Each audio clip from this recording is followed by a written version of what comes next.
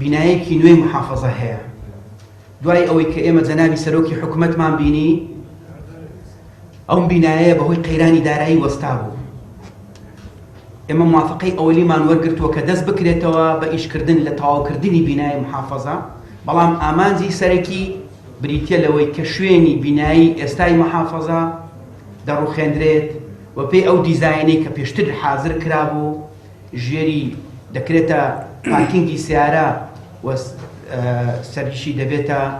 باخچەیەکی جوان لە نافورە و لەو بەشەی تری قەڵات، بەشەکەی تریشی ئەو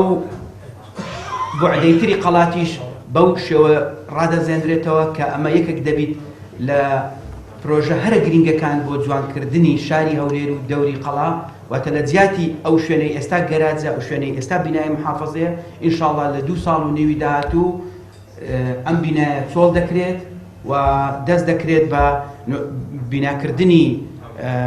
دیزاینێکی نوێ لەسەر ئەوەیە کە بۆ شاری هەولێر مەنزەڕێکی ئەجگار جوانە.